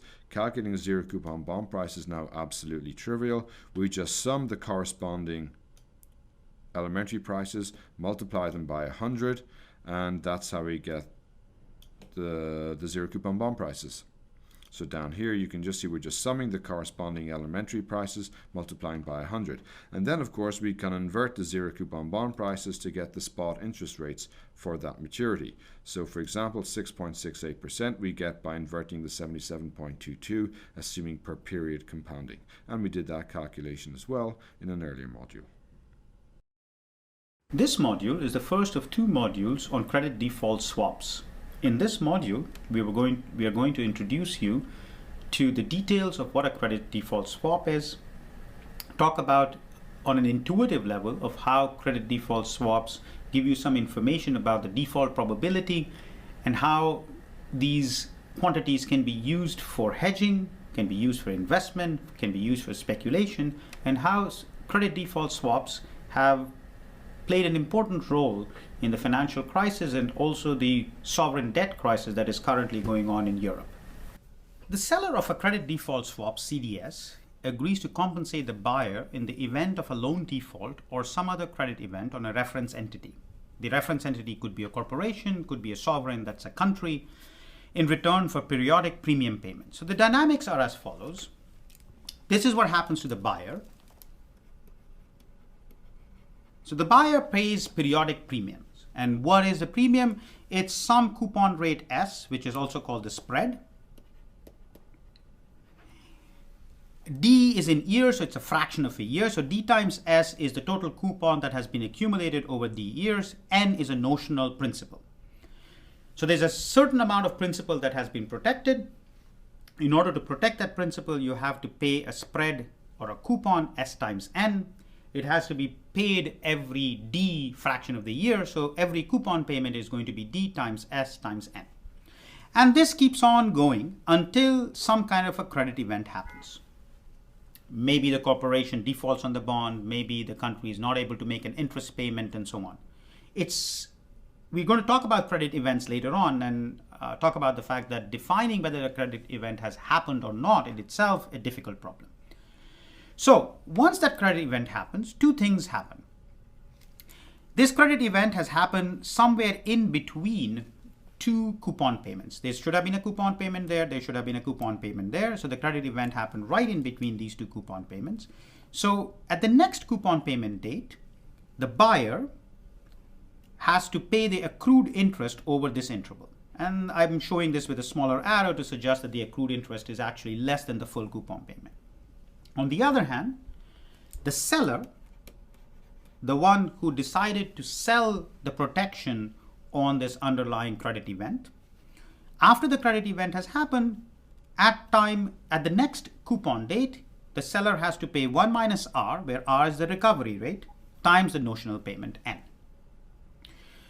Because the buyer pays premiums, the premium payments are sometimes called the premium leg of the CDS. And because the seller always pays the amount only on default, this is also called the protection leg. Here's a simple numerical example. So consider a hypothetical 2-year CDS on a notional principal N equal to $1 million and a spread S equal to 160 basis points. So it is about 1.6%. And let's assume that the payments are quarterly. Suppose a default occurs in month 16 of a 24-month protection period, and the recovery rate at that time is 45%. And now let's understand what happens to the payments of the buyers and the sellers. The buyer pays premiums. So he pays premiums at month 3, 6, 9, 12, and 15. And this is going to be S, the spread, times the notional principal of $1 million divided by 4. Why? Because these are quarterly payments, so it's 1/4 of a year. So the payments in all of these months is going to be $4,000. Now here's month 15. The next coupon is going to be on 18. But in month 16, the default has happened. So this is the period over which the interest has accrued. So the accrued interest that the buyer has to pay in month 18 is just 1/3 of 4,000, so it's $1,333.33. What about the payments from the protection seller? Nothing paid up to month 15 because the default has not happened. Default happens in month 16. In month 18, which is the next coupon date, the seller has to pay 1 minus R times N. R was 45%. Therefore, 1 minus R is 55% of N, which is $550,000. This is the total protection payment. Some other names for these payments, we've called them premium payments. We have called them, another name for the same payment is fixed leg, or the fixed payments, because the premiums are fixed except for the accrued interest amount. The name for the protection seller's payments is also sometimes called the contingent leg, or the contingent payment, because it's contingent on a default happening. So the basic model for the CDS cash flow that we're going to be using in this module is what we saw in this example.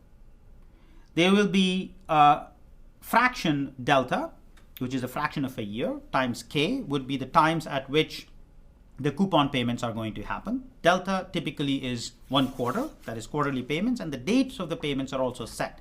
The March 20th, June 20th, September 20th, and December 20th. If the reference entity is not in default at time TK, the buyer pays the premium delta, which is the fraction, times S, which is the spread, times N, which is the notional principal. If the reference entity defaults at some time tau between TK minus 1 and TK, the contract terminates at time TK. So in the example, the default time was month 16. This was between the two coupon payments at month 15 and month 18. The contract terminates at time 18. The buyer pays the accrued interest over whatever fraction is left over. So 1 month was what we did in the numerical example. And the buyer receives, or equivalently the seller pays, 1 minus R times N, where R denotes the recovery rate of the underlying. We are going to be working with this basic model to price and understand what is going to happen to the CDS sensitivities. But the details behind CDSs are enormous. They have been standardized by the International Swaps and Derivative Association, ISDA, in 1999. There were changes made in 2003.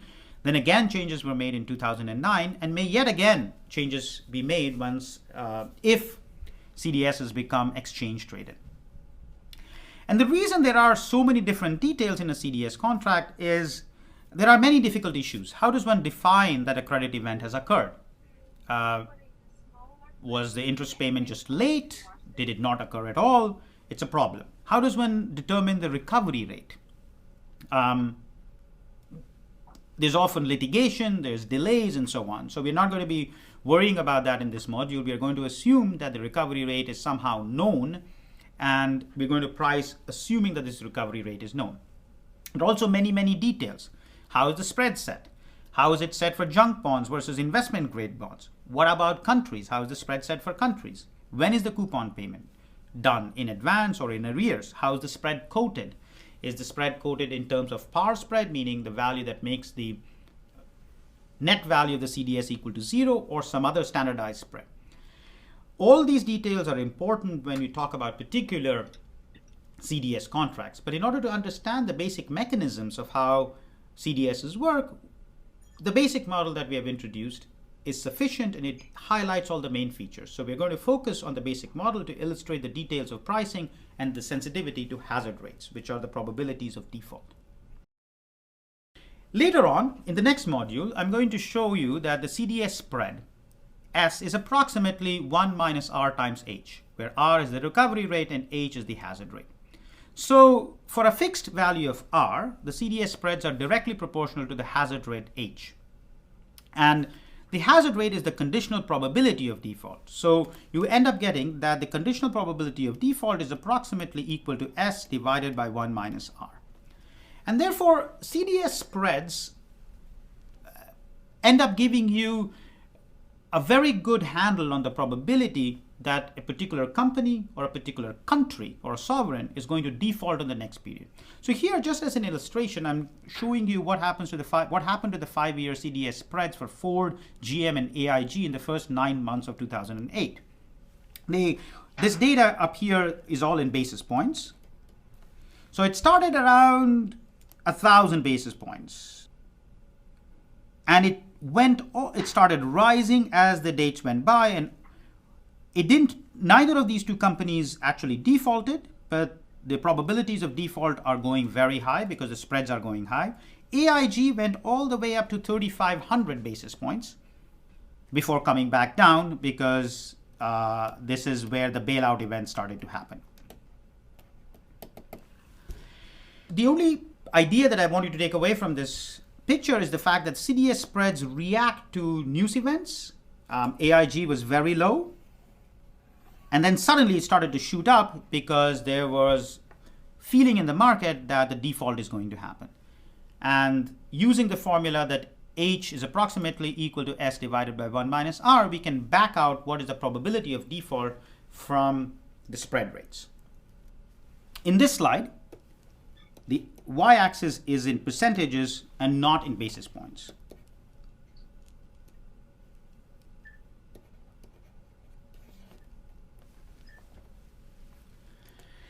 And it gives you a sense of the creditworthiness of different countries. So if you look at Greece, Greece all the way went up to 25% default on around 25% spread around January 12th. So if the recovery rate is, let's say, approximately 50%, then H, which is S divided by 1 minus R, will turn out to be approximately a 50% default probability. So the market thought that the probability that Greece is going to default is going to be very, very high.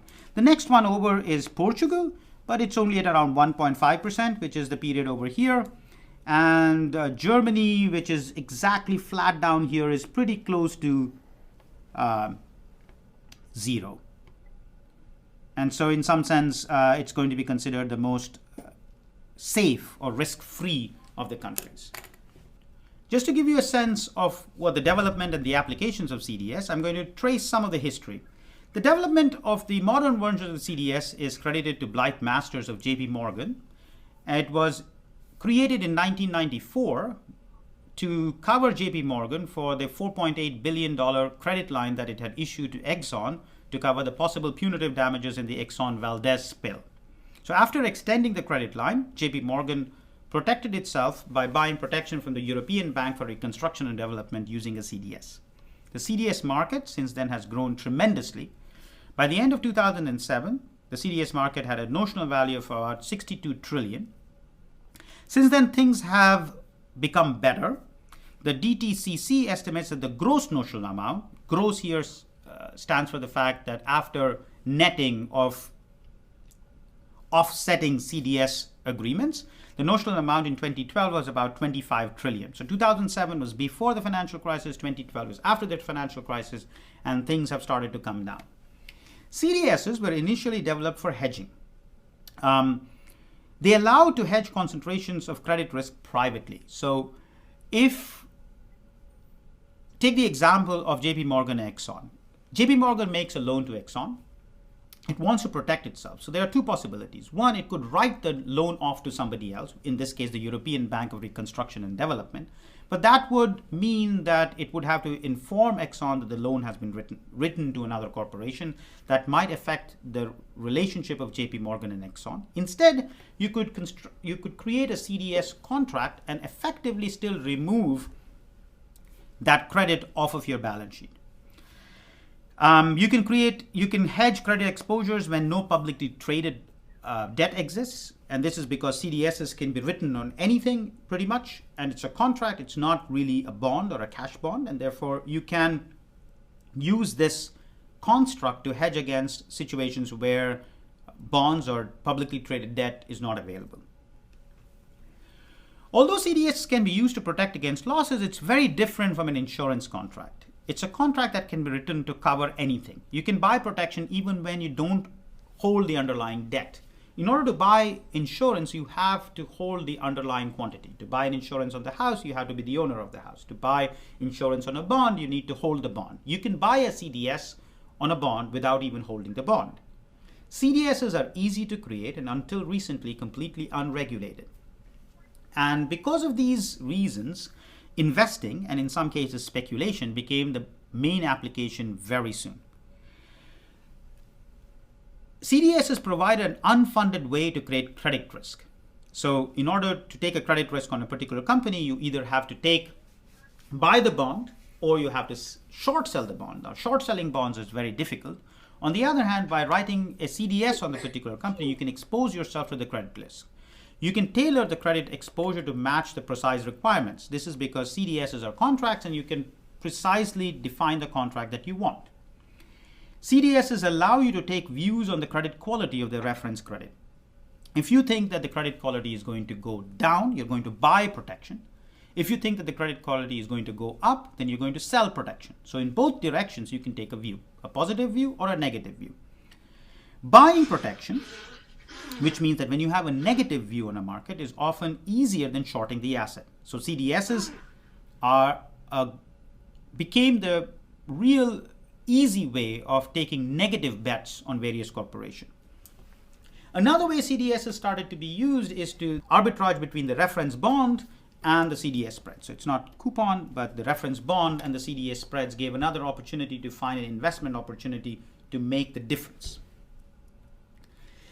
CDSs have been blamed for the financial crisis and the debt crisis. And there are many reasons why this happened.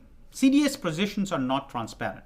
The riskiness of financial intermediaries, therefore, cannot be accurately evaluated because these positions don't show up on a balance sheet. And because of that, because of the fact that you could not accurately evaluate the riskiness of financial intermediaries, it threatened the trust in all counterparties.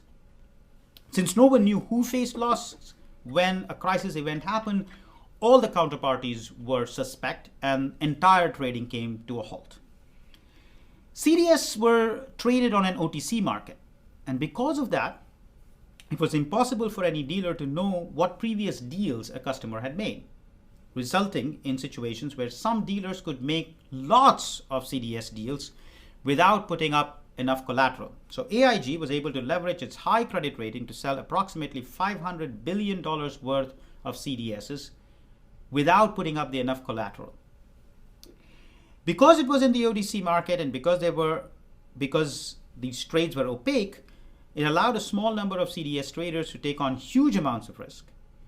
And it also allowed them to be very severely interconnected in terms of their obligations. And as a result of this interconnectedness, the dealers led to worries about contagion.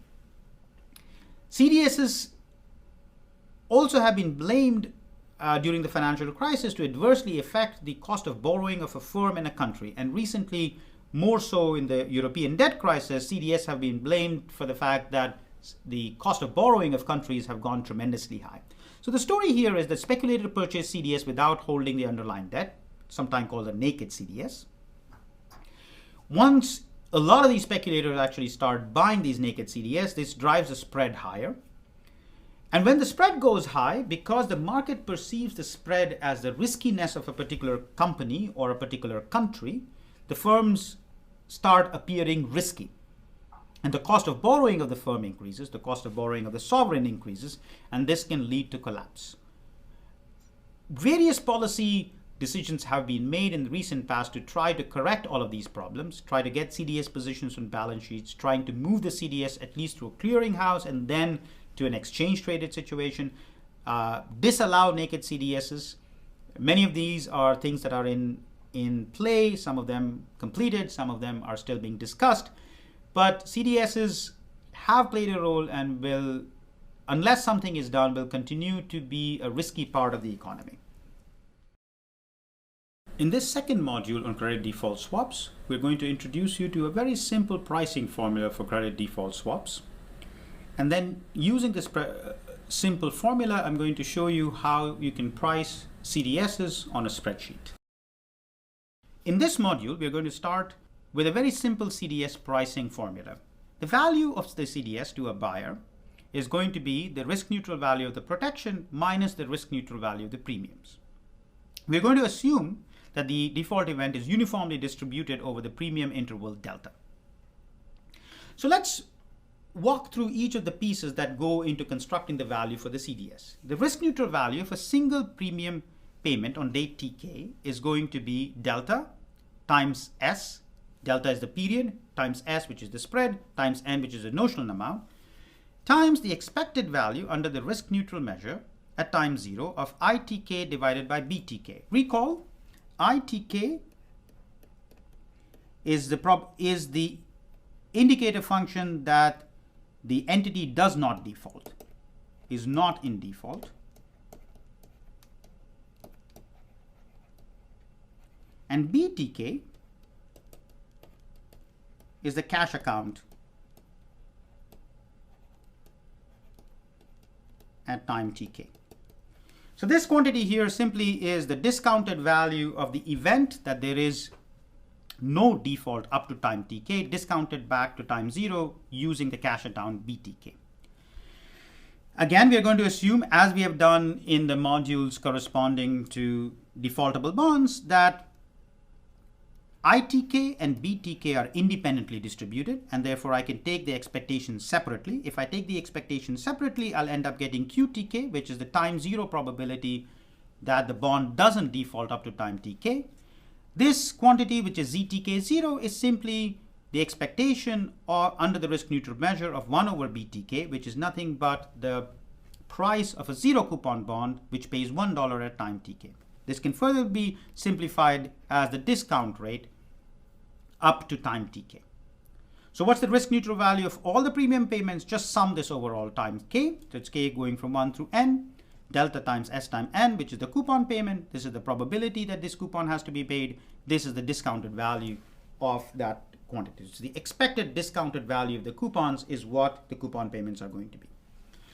What about the accrued interest? We're going to assume that if TK is here and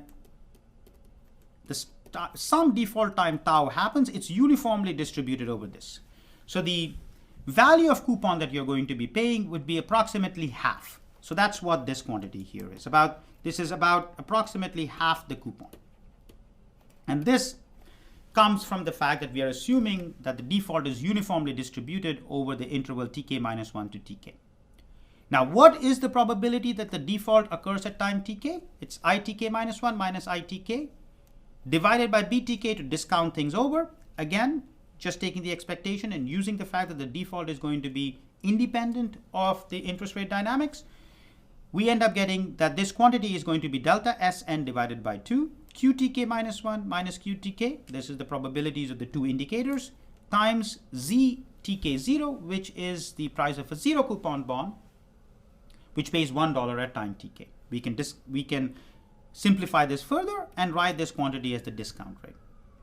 If you add up the two quantities, this tells you the risk neutral value of the premium and the accrued interest can be approximated, and the approximation here comes from the fact that we are approximating this uniform distribution. There's also another subtle approximation which I don't want to go into in too much detail, and that comes from the fact that if you look at the hazard rates, those are going to be going monotonically down. So even if you assume that the period that it's going to be in the interval is going to be uniform, the probabilities are going to be slightly different. We're going to approximate all of that and assume that it's sort of a flat probability on that interval. Okay, so sum that up, you get an expression. And we're going to be using this expression in the next page to try to figure out what the par value is going to be. What is the risk neutral present value of the protection or the contingent payment? It's 1 minus r times n. This is going to be the amount of protection that you have to be paid. There's another subtle amount here. We're trying to price the CDS. But in the pricing, we are assuming that the r is known. But really, r gets known only on default. So in some sense, we are making an implicit assumption that these CDSs have been around. And so we have a good idea of what the expected recovery is going to be on the particular CDS that we are going to be pricing. What is ITK minus 1 minus ITK? This is the event that a default happens at time TK, and times BTK, which is the discount that I have to do in order to bring the quantities back to time 0. Again, I've gone through 2 steps. We can first write it as the price of a 0 coupon bond, or you can directly go to the discount, and I've directly gone to the discount here.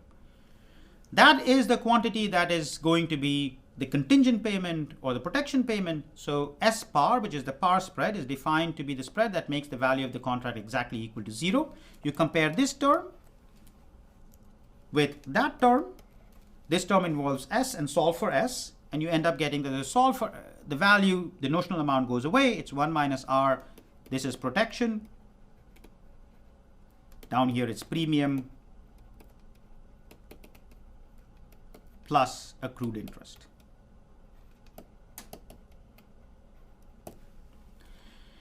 If you assume that the default probabilities remain sort of flat over the entire premium interval, so QTK is going to be 1 minus some hazard rate h times QTK minus 1, then you can approximate that par spread to be 1 minus r times h divided by 1 minus h over 2. And if you recall back in the module, the first module on CDS, we had said that this is approximately equal to 1 minus r times h, and this is typically because h is assumed to be pretty close to 0. When h starts becoming pretty close to 1, the approximation is not valid and one has to use a better approximation. As you would intuitively see, this is increasing in the hazard rate h and decreasing in the recovery rate r. In the rest of this module, I'm going to show you this pricing using a spreadsheet. It is a great pleasure to have Professor Emmanuel Derman for a guest lecture today. Professor Derman is co-head of risk at Prisma Capital Partners. He's also the director of the financial engineering program at Columbia University. He's the author of 2 books. His latest book, Models Behaving Badly, Why Confusing Illusion with Reality Can Lead to Disasters on Wall Street and in Life, was one of Business Week's top 10 books for 2011. His other book, My Life as a Quant, was one of Business Week's top 10 books in 2004. Way back in 1996, he wrote an article titled Model Risk, where he pointed out the dangers that inevitably accompany the use of models. Among his many awards and honors, he was named the SunGard IAFE Financial Engineer of the Year in the year 2000. Professor Derman has a PhD in theoretical physics from Columbia. In the 1980s, he worked at AT&T Bell Labs on developing programming languages for business modeling. From 1985 to 2002, he worked on Wall Street, running quantitative strategies research groups in fixed income, equities, and risk management. He was appointed a managing director at Goldman Sachs and Company in 1997. The financial models that he developed there, in particular the Black-Derman toy interest rate model and the Derman-Carney-Loken volatility model, have become widely used in industry. Today we will be speaking with Professor Derman about models, how they are developed in Wall Street, using the Black-Derman toy interest rate model as the main context. You moved from Bell Labs to Goldman in 1985. Can you describe what the state of the art was in terms of the products being used, the models being used, and how you made the transition from Bell Labs to Goldman? Yeah, I came from Bell Labs to Goldman in 1985, and it was actually a real pleasure for me at the time. Goldman was, and the whole of Wall Street was experiencing a burgeoning in the application of financial models and quantitative financial models to the fixed income in particular. And Black-Scholes had appeared in 1973, and people were now busy extending Black-Scholes and the methodology of Black-Scholes to other sectors. And The desk I worked on at Goldman was a fixed income options treasury trading desk. And the big battle at that time was to try to extend Black-Scholes to work for options on treasury bonds. Fixed income was a very good area for applying Black-Scholes and quantitative technology, because when you deal with fixed income products, for example, treasury bonds, they have payments every 6 months and a principal back in 30 years. And so there are a lot of fixed points that you can describe very accurately mathematically, and it makes the whole field actually much more amenable to mathematical modeling than equities. Okay. How are people modeling these products, and how are they using the existing models to price and trade these products? Okay, so when I arrived, I was set to work. I was in a quantitative strategies area, but I was set to work on a fixed income options desk that was selling options on treasury bonds. Options on treasury bonds were kind of the analog of credit default swaps being a hot product in the 2000s. That was the hot product of 1985. The economic reason was that interest rates had been coming down since the Carter era in the late 70s, and treasury rates, long-term treasury bond yields had sort of hit 16 or 17%, and they were now coming down to 10 or 11%. And a lot of the investors in the world who invested in fixed income were used to earning 15, 16% and couldn't earn that anymore. And so what they were doing was they were selling call options on the particular treasury bonds that they owned to try to get a little bit of extra premium in exchange for giving away the upside as they went up, the idea being to enhance their yield.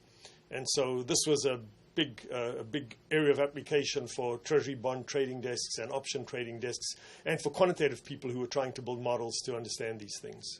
When I first came to work in the fixed income strategies area, I worked for a guy called Ravi Dattatreya, who had actually built the first model that I will shortly describe that I said about modifying. And he had a very pragmatic attitude towards things. And one day he said to me, "You don't really need too much skill over here. All you need is addition, subtraction, multiplication, and division. And most of the time, you don't need division." And he had a kind of valid point, which I think isn't valid anymore now. I mean, that people on Wall Street, both at the quantitative level and at the trading level, were much less numerate and much less mathematically sophisticated than they are now. And you could get away with a lot less advanced skill. And in a way, before I launch into describing what I worked on, it was kind of amateur heaven, in the sense that there weren't a lot of option trading books, there weren't a lot of option valuation books, and if you were reasonably smart and came in and had a good background, you were expected to pick this stuff up from a few papers and start working. The product that I started to work on was pricing options on treasury bonds, and the natural way which the guy I worked for, Ravi, had first modeled this, and this was common practice on Wall Street, was to treat a treasury bond as a kind of stock and just apply Black-Scholes to it by moving the model across, by treating the bond as the underlier instead of the stock price. And so you treated a bond as a stochastic variable whose price could vary in the future, and you treated the coupon it paid somewhat as a dividend, and you modeled its future evolution. There was one problem with this approach, and that's that if you look at a stock, 30 years from now, a stock can take on any uncertain price you can imagine, whereas a bond, if there's no credit risk, will always pay you back its principal in 30 years. People in the business call this a pull to par in the model. The bond price has to go back to its initial principal value. And so if you use Black-Scholes to model the stochastic evolution of a bond price, it's good for the first few months because you can't tell that the bond is eventually going to revert to par. But if you go out to 3 or 4 years, the fact that it's got a finite time to maturity starts to make a big difference. If I can gesticulate to explain what I mean, a stock price evolves out into the future with more and more uncertainty. A bond price goes out, but then it has to come back to par after 30 years. And the technical term for that is that it's a Brownian bridge for the stochastic process, meaning it's a bridge between its current price and its terminal price at expiration, which you know, and all the uncertainty is somewhere in the middle, or the maximal uncertainty is somewhere in the middle. And nevertheless, it wasn't a bad model to use for short-term options on treasury bonds. For longer-term options, people came up with all kinds of, I want to say, kludges or adjustments, fairly pragmatic ones, to try to make the price process be a Brownian bridge. So, for example, Ravi came up with this idea that instead of modeling the bond price as the stochastic variable, you model the bond price's yield to maturity as a log normal stochastic variable. Making the yield to maturity log normal means it never goes below zero, it's always positive. And it can get very large, but since it's a yield to maturity, it doesn't affect the price that much. When you get close to expiration, even a yield of 10,000% has no effect on the price one day before expiration. So the price does behave like a Brownian bridge. So that is an improvement. It wasn't totally satisfactory for a bunch of reasons. The predominant one being that Black-Scholes, when you do stock options on two different underlying stocks, say you do Apple and Google, an option on Apple and an option on Google pretty much have nothing to do with each other. You're free to model them independently. You only have to worry about the relation between Apple and Google and the correlation and the covariance if you did an option on the combined index that involved Apple and Google. But when you come to bonds, if you want to do a 5-year option on a 30-year bond, and you also want to do a 3-year option on a 30-year bond, you can't actually pretend that those two options are independent, because the 5-year option will be a 3-year option 2 years from now. And so there's a relation between bonds that get shorter in maturity as time passes and options whose expiration changes as time passes. And so you actually implicitly involved in modeling the whole yield curve. You cannot model one bond as an independent entity. Another way to see this is that in Black-Scholes, you have to discount the expected payoffs at the riskless rate. And when you apply Black-Scholes to bonds, you have to discount the expected value of the option on the bond at the riskless rate. But the riskless rate itself is a reflection of a bond price. And so implicitly, you're already modeling two bonds when you treat the riskless rate and the underlying bond as separate instruments. And in fact, Ravi had taken some interesting approaches to trying to do this. He tried to embed in the crude Brownian bridge model that treated yield as an independent variable. He tried to make the short discount rate move parallel to the long-term yield to maturity to reflect the fact in a crude way that yields always tend to move up or down together, although not really one for one.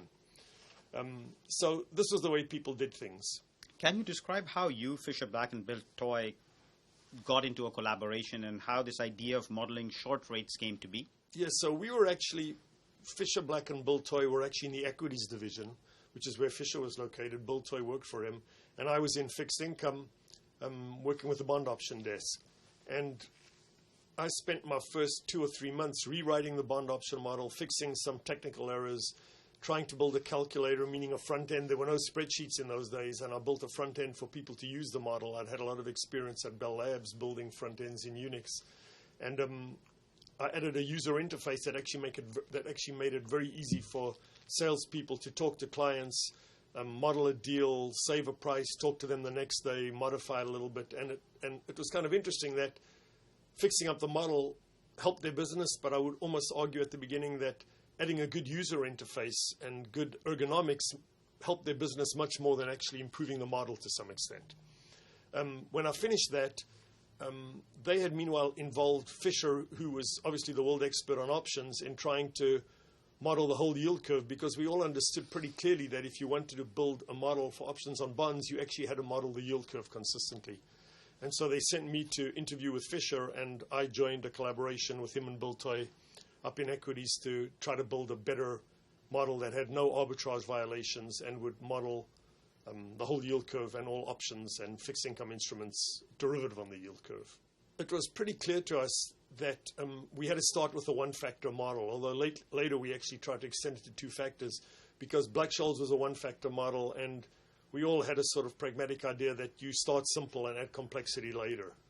So if you're going to model the whole yield curve and you're only going to use one factor, the natural thing is to use the short rate, because in an intuitive way you can think of long rates as reflecting expectations of future short rates. And so if you model the short rate as a stochastic process, you can then try to make sure that long rates come out as the right expected value of short rates, or long bond prices, to be more precise, come out as the expected value of discounting at all future possible short rates in expectations. One of the things I actually learned at the time, which I always try to tell students now, is that you very quickly learn that what you have to do in finance is not average parameters, but average prices, because of convexity. And so you shouldn't average short rates to get long-term prices. You should average bond prices to get bond prices. We started by modeling the short rate and figured you could model long rates as the expected value, in some sense, of future short rates. We also adopted a binomial model approach for a variety of reasons.